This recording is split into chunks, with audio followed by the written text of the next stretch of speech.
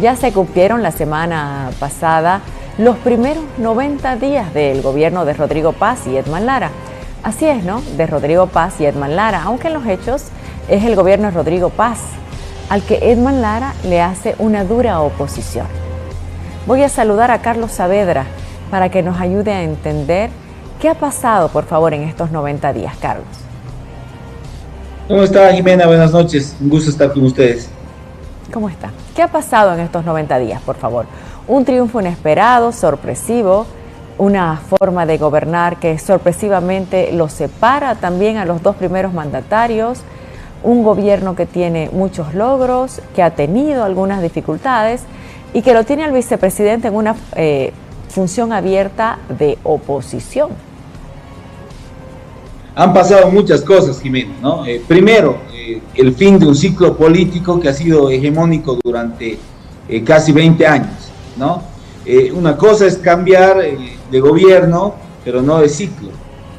Creo que este gobierno es muy especial, es muy particular, porque tiene que ver con la inauguración de un nuevo ciclo político. Y por eso es que han pasado muchas cosas, porque estamos en tiempos de cambio.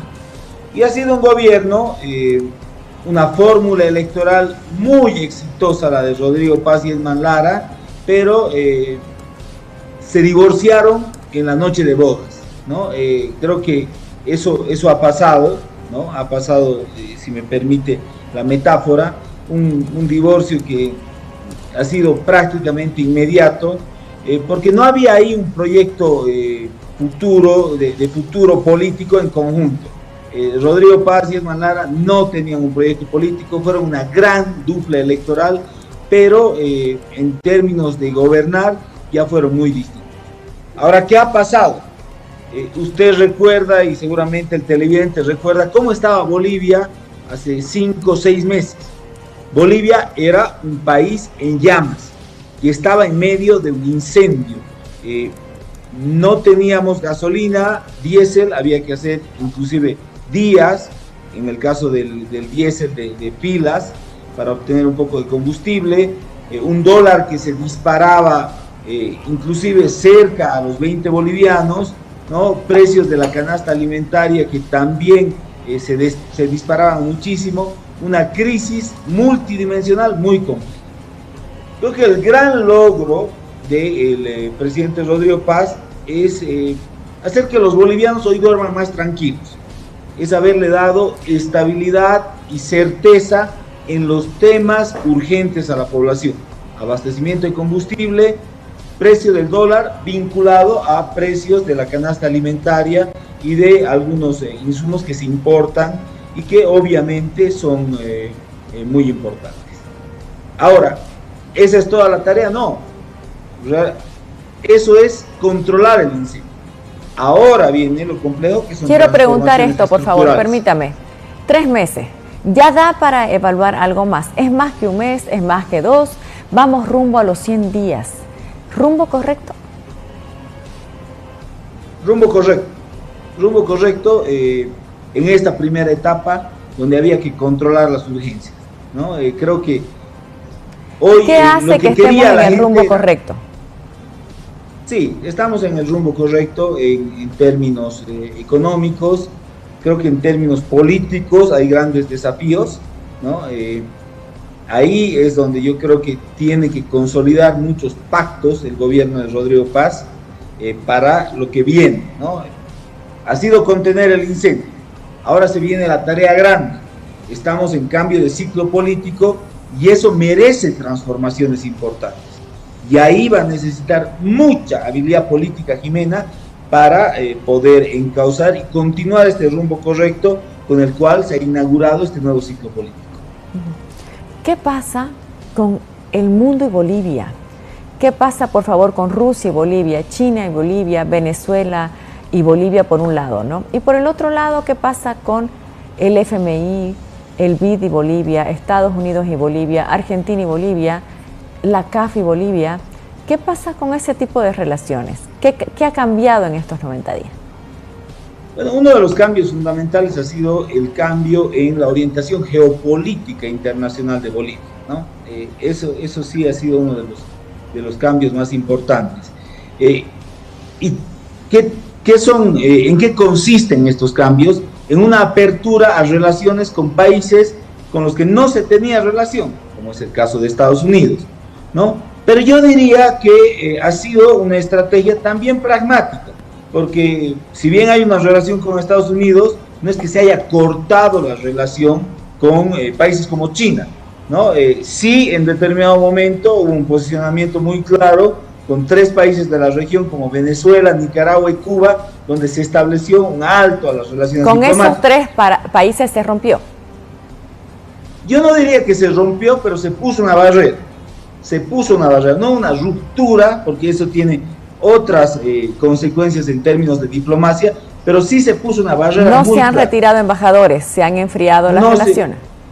Se han enfriado las relaciones y no ha habido una ruptura diplomática. Pero sí se ha puesto una barrera y se ha marcado distancia política con esos 3 y se ha entibiado mucho la relación con Estados Unidos, es decir, lo hemos visto al presidente con Marco Rubio, al canciller con Marco Rubio, hemos visto al vicesecretario de Estado de Estados Unidos venir a Bolivia, es decir, esa relación que durante los 20 años con Estados Unidos fue tensa y escasa, ahora se nota cultivándose.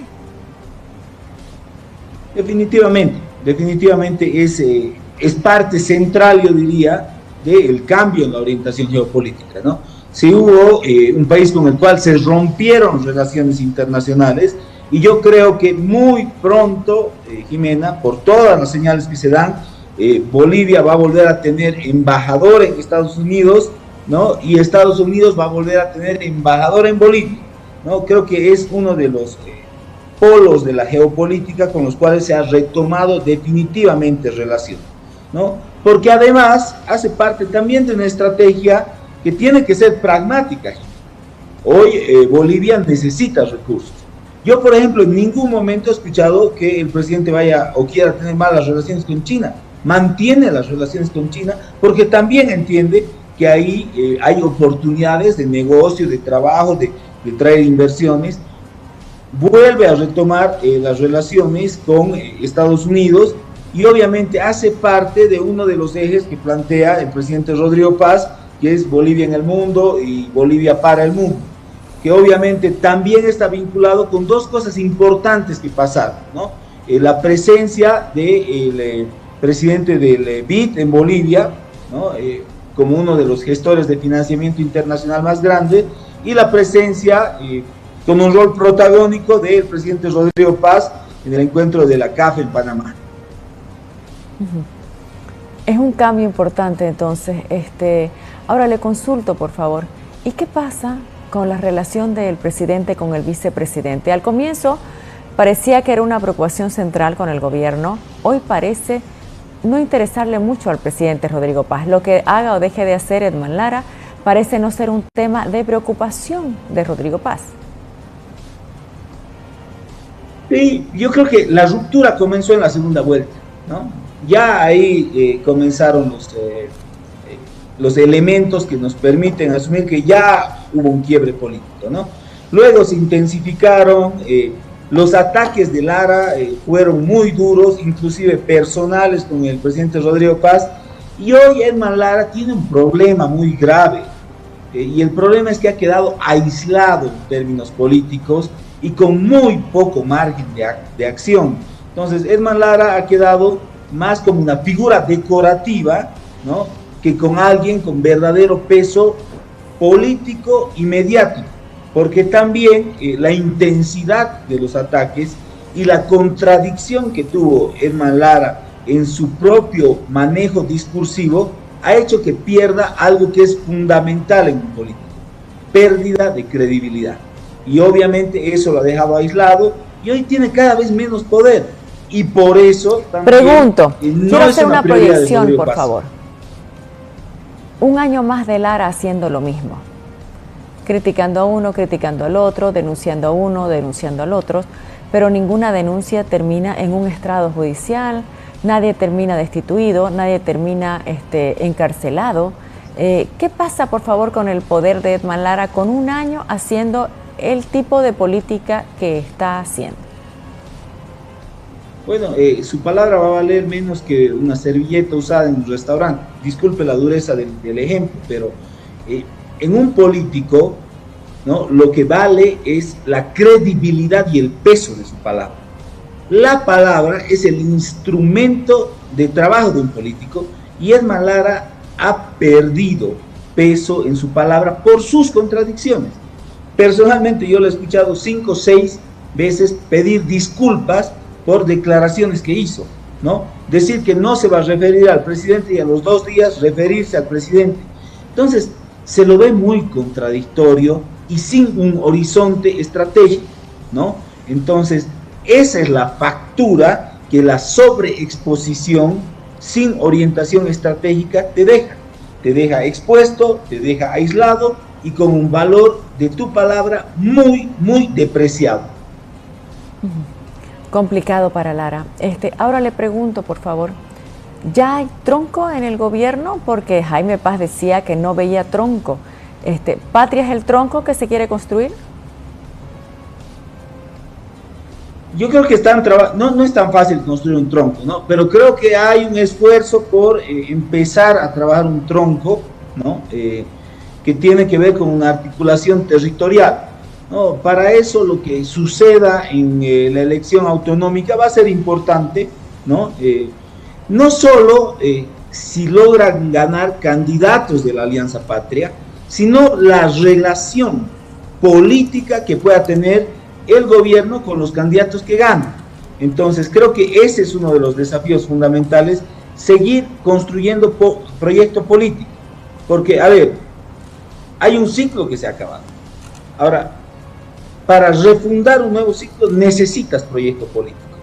Y hoy creo que las urgencias de la campaña, de la gestión pública, de apagar el incendio del que hablábamos, se cruzan también con otra necesidad fundamental: estructurar políticamente un gobierno que tenga presencia territorial, que tome control del Estado. Creo que es algo que también se le está reclamando al gobierno. Tomen control absoluto del Estado, de cargos estratégicos, de empresas estratégicas, que va a ser fundamental para que puedan operar y para que puedan evitar cualquier tipo de complots internos, de elementos que puedan complejizar su gestión pública. Entonces creo que hay mucho trabajo en lo político, primero en lo interno y luego en las articulaciones y los consensos que debe generar para plantear transformaciones de fondo en el país. Muchísimas gracias por haber estado con nosotros. Siempre es un gusto, un saludo. Gracias. Hacemos una pausa.